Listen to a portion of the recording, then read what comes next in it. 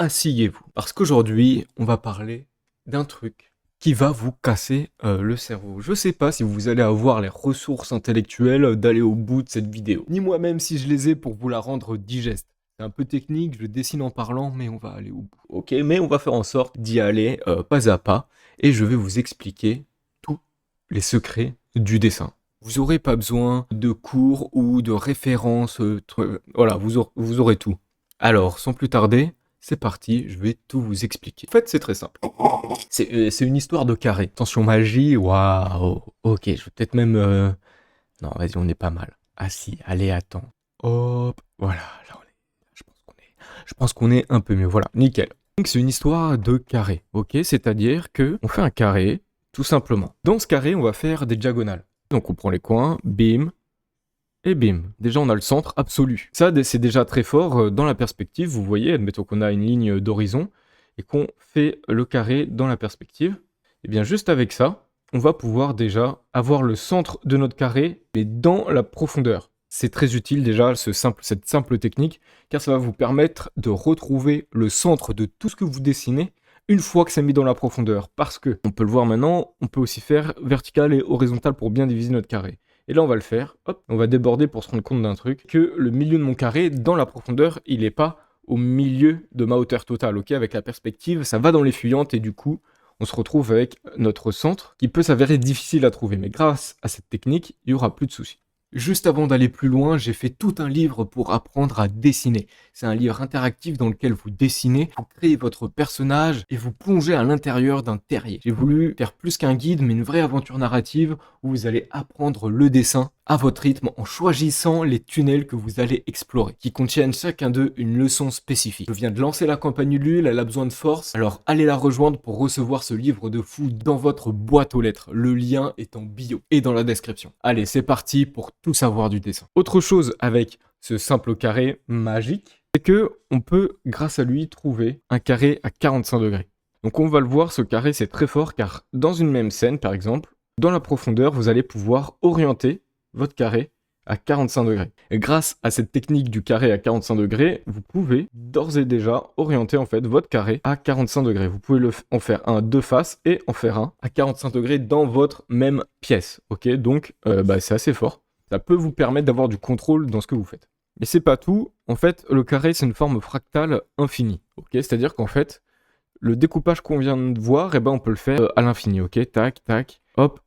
Et en fait, ça peut être... voilà, donc ça nous permet en fait de vraiment tout découper comme on veut dans l'espace. Mais c'est pas ça à quoi je veux vous amener tout de suite, c'est que grâce au dernier milieu, si vous allez juste en dessous, dernier milieu, ça va vous servir de guide pour faire un cercle parfait. Et ça, c'est très fort.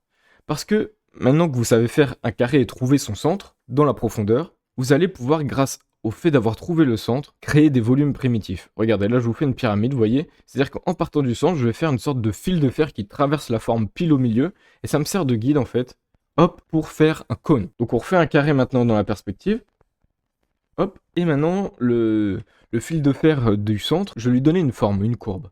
Et grâce à ça, vous voyez que je peux vraiment sculpter des volumes en 3D. Donc là, j'ai vraiment fait une pyramide courbée, ok? Donc juste avec ce concept du carré, on peut aller très loin, mais c'est pas tout, ça n'est que le début. Mais là, vous commencez à comprendre que grâce à ce concept, on peut sculpter toutes les formes primitives qu'on veut dans l'espace. Maintenant, on va mettre ça dans toutes les faces d'un cube. Ok, donc je fais un cube, hop. Donc là, j'ai fait le cube, et maintenant, on va mettre en place ce qu'on a appris. On va le mettre dans les 3 faces qui sont déjà face à nous, dans les 3 faces que l'on peut percevoir. On va mettre c'est vertical, hop. Et donc vous voyez que ça va dans la même... que je suis les lignes de perce. C'est-à-dire que pour bien trouver la bonne orientation, je me fais un guide, c'est-à-dire que je prolonge ces 2 lignes-là, hop. Je vois leur épicentre, en fait, je vois qu'elles vont aller se rejoindre un peu plus loin, et j'essaie d'avoir le pile milieu, hop, pour avoir une sorte de progression entre les deux, et je commence par le milieu, comme ça. Là, c'est la même manière, je m'imagine projeter les lignes, et que celle-ci a l'inclinaison pile au milieu. Et donc là, on a notre cube qu'on a réussi déjà à diviser. Vous êtes toujours dans la vidéo, vous êtes un génie. Et maintenant, on va voir la magie de ce cube. C'est que si je veux, hop, je vais diviser ça en 2. Et je vais pouvoir comme ça gommer une face. Et là, j'ai sculpté mon cube pour lui donner une nouvelle forme. Ok ?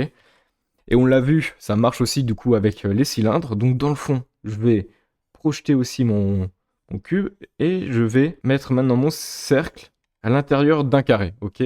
Et pareil, je vais venir sculpter pour transformer un de ces quarts en un cercle. Donc en fait, grâce à cette technique, vous allez avoir vraiment beaucoup de contrôle sur vos volumes dans le dessin. Et le dessin, c'est quoi? C'est résumer le volume sur un espace en 2D. Et grâce à ça, vous allez pouvoir tout faire. Donc voilà, ça c'est la base. Comment réussir à créer des volumes dans l'espace. On va en profiter pour vite fait vous expliquer les formes primitives, ok? C'est-à-dire qu'on a le cylindre, on l'a vu. Donc là, on a le cylindre, et vous voyez ce que je fais là? Pour faire le cylindre, je fais une ligne horizontale avec une ligne perpendiculaire ici, qui est verticale. Et je vais faire, hop, un autre segment de la même taille au bout. Et là, je vais faire des ellipses, ok? Et voilà, là, j'ai mon cylindre. Mais en réalité, c'est pas comme ça que ça se passe dans ma tête. Dans ma tête, le cylindre, il est posé quelque part dans un environnement. Donc, admettons que j'ai une ligne d'horizon. Et là, moi, je me projette un carré. Admettons qu'on est pile en face. Hop. Dans ma tête, l'ellipse, elle est quand même dans un carré. Et donc, quand je fais un cercle, en réalité, je le mets toujours dans un contenant. Et ce contenant, c'est le carré. Et ça va me permettre de faire des belles ellipses. Pas comme je viens de le faire. Mais ça va me permettre de bien contrôler les ellipses. Je vous montre. C'est-à-dire que maintenant, je vais faire une ligne. Je vais faire la ligne médiane du... Là, je vais vous faire la ligne médiane du cylindre. Hop, mais courbée. Et pareil, ici, ça sera perpendiculaire. Perpendiculaire. Et je vais trouver, hop, l'ellipse de mon cylindre. Mais que, en réalité, vous l'avez compris, je considère être dans un carré. Et là, de la même manière, hop, mais dans mon esprit, c'est dans un carré. Dans la perspective, toujours. Et après, je n'ai plus qu'à rejoindre. Donc voilà, le carré vous permet aussi de faire des choses absolument courbées, mais on va le garder dans l'esprit, mais on va le laisser se faire oublier le carré, en ne le dessinant pas, mais en l'ayant toujours en tête. Si vous n'avez pas encore fui cette vidéo, respect, tenez bon, vous allez apprendre des folies. Là, on va commencer à pouvoir aller très loin avec ça. Une des autres utilisations de ce carré, c'est par exemple, on a notre ligne d'horizon, et on veut dessiner un lampadaire. Ok, ça c'est un magnifique lampadaire. Hop. Mais en fait, on voudrait en dessiner tout du long de notre rue. Et où je vais le mettre, mon prochain lampadaire. Donc voilà, on va dessiner notre prochain lampadaire. On va définir donc la distance qu'il y a entre les deux. Et dans cette distance, eh bien, on va faire notre fameuse croix. Et en partant du point de fuite, hop, on va passer par le milieu comme ça. Et maintenant, la technique de fou, c'est qu'on va passer par le coin, on va passer par le milieu, on va aller rejoindre notre fuyante. Et ça va nous donner l'exact emplacement où doit se trouver notre prochain lampadaire. Ça permet en fait de préserver les proportions et les bonnes distances dans l'espace. Et vous voyez, grâce à cette méthode, on aura l'emplacement parfait de où doit se trouver chaque lampadaire. Donc c'est très cheaté. Mais ça peut être bien utile au-delà. Et là, vous allez voir à quel point cette technique est très puissante quand on veut dessiner absolument tout. C'est-à-dire qu'on veut dessiner un humain. Je vous fais un dessin. Hop. Donc là, je vous ai dessiné un humain, vite fait. Sauf que l'humain, voilà, il est compris dans un carré. En réalité, c'est une chose que vous devez comprendre, c'est que tous les objets qui vous entourent peuvent être compris dans un carré. Ok, admettons que je veux faire une tasse de café, hop, avec sa petite anse, miam, eh bien, elle est comprise dans un cube. En fait, tous les objets vont être compris dans un carré. Si vous voulez dessiner une voiture, hop, la voiture également va être comprise dans un cube.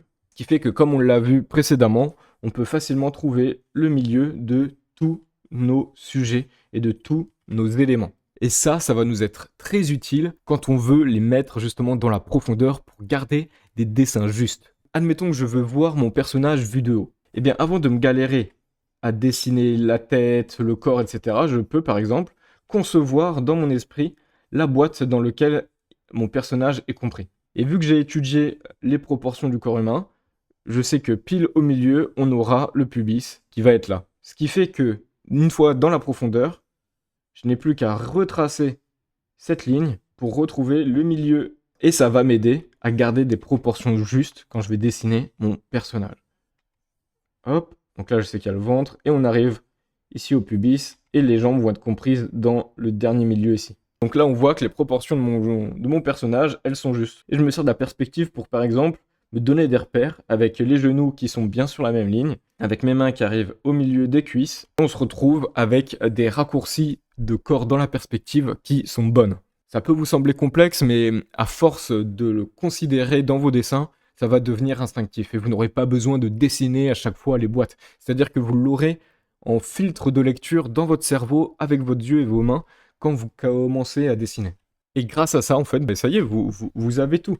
Je vous explique. Admettons que je veuille dessiner un bras. Je vais dessiner une sphère et le bras, c'est jamais qu'un cylindre. Ok, donc je refais ma technique du cylindre ici, hop, avec les perpendiculaires. Je peux le faire en cube ici, pour bien comprendre l'orientation de mon cylindre. Donc je vais commencer par un cube pour bien vous l'expliquer, que vous compreniez bien.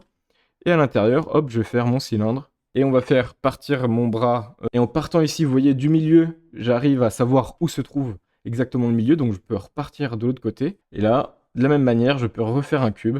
Donc là, vu qu'on est dans la perspective, ça se rapproche.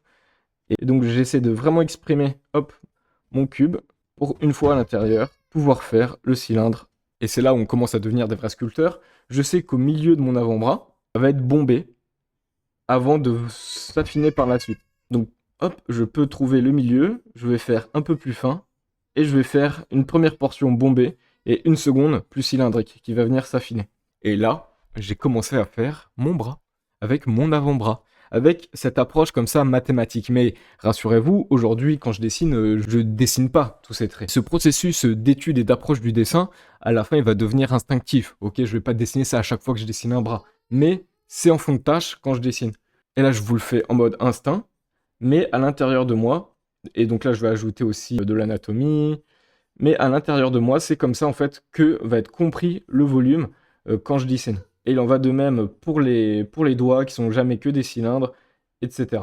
Donc là, je vais très vite, mais c'est pour vous montrer, en fait, l'utilité et comment maintenir des proportions justes. Ça va être grâce à ce système de mesure. Et tout n'est qu'un carré. Ça peut aussi vous être utile, par exemple, lorsque vous voulez dessiner une voiture un peu plus de face. Des fois, on a des angles un peu compliqués.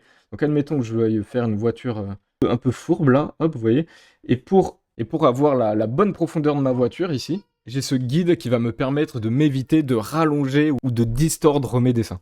Donc voilà, je vous invite à vraiment étudier ça. Donc, un exercice que vous pouvez mettre en place pour vous exercer à ça, c'est de vous faire des cubes, ok. Vous pouvez faire simple au début, vous faites votre ligne d'horizon, vous mettez votre point de fuite, vous pouvez faire ça, une point de fuite, et vous faites déjà un carré, un cube, et là vous faites un carré tout à fait droit, et déjà, la première mission commence ici. C'est-à-dire que votre cube, vous n'allez pas l'arrêter à ça, vous allez dessiner toutes les arêtes de votre cube, et à chaque fois que vous faites un cube, vous dessinez toutes les arêtes, c'est-à-dire, vous dessinez aussi celles qui sont dans la profondeur. Donc vous partez de votre point de fuite, et hop, vous tracez directement en rejoignant les arêtes ici. Et là, dans la profondeur, vous allez définir où vous allez arrêter la profondeur de votre cube.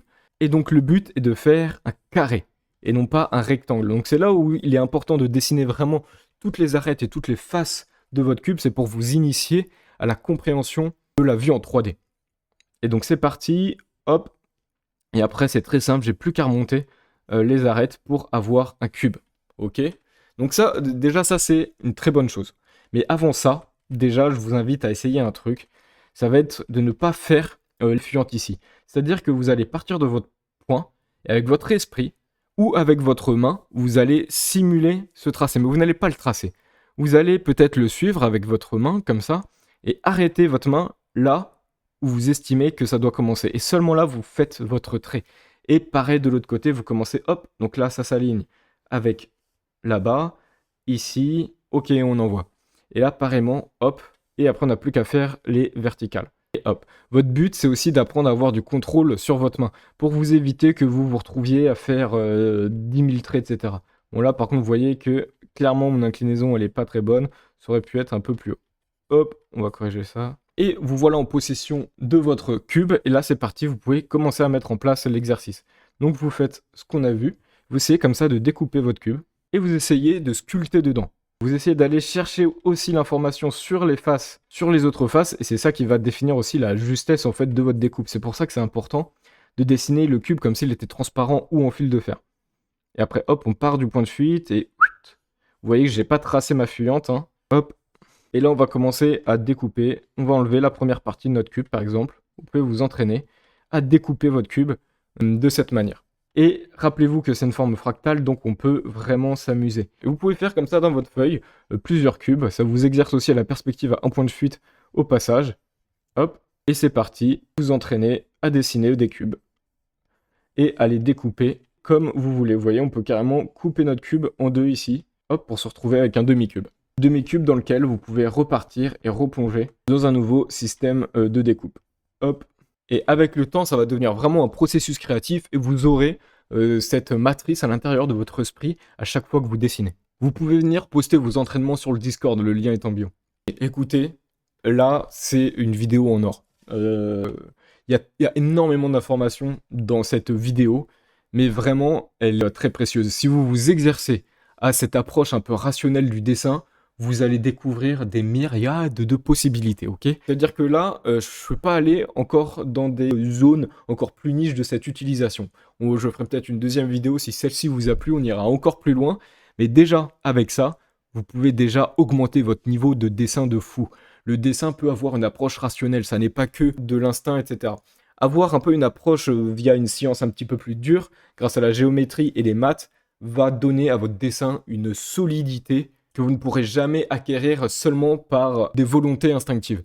Et je vous assure qu'à la fin, ce système de pensée va venir se fusionner avec votre instinct pour que votre instinct ait une base encore plus solide et avoir un style d'enfer. Donc ne sous-estimez pas ça, c'est la matrice du réel. Le dessin, c'est réussir à rendre réel des volumes. C'est un peu le pixel de la 3D. J'ai fait un livre pour apprendre à dessiner. On aborde ce genre de sujet. J'ai lancé la campagne Ulule. Vous pouvez retrouver le lien en bio. Mais j'ai pas essayé de vous donner juste une masse d'informations comme ça. J'ai essayé de vous rendre un truc beaucoup plus ludique. J'ai voulu faire un livre où vous êtes le héros de l'histoire. Vous créez votre personnage et vous allez plonger dans un terrier. Je voulais pas juste un manuel où on apprend et où on étudie. Je voulais aussi une aventure narrative où on va apprendre en même temps, on va lire un manga ou une BD. À l'intérieur, il y a des guides, vous pourrez redessiner par-dessus pour apprendre étape par étape les différents sujets du dessin. Et c'est une approche neuronale, c'est-à-dire que vous n'êtes pas obligé de le lire à la suite comme ça, le livre. Vous pourrez aller piocher là où ça vous intéresse en choisissant les tunnels que vous allez pouvoir explorer pour que vous puissiez étudier le dessin à votre rythme et avec vos appétences personnelles. Alors venez soutenir la campagne Ulule pour recevoir ce livre dans votre boîte aux lettres. Je viens de l'ouvrir, donc j'ai besoin d'un maximum de force pour que ce projet puisse naître, car j'ai des visions long terme là-dessus. Donc venez soutenir la campagne Ulule pour que déjà ce premier tome puisse naître. Abonne-toi, like et commente si t'as appris des choses. Et la bise, ciao!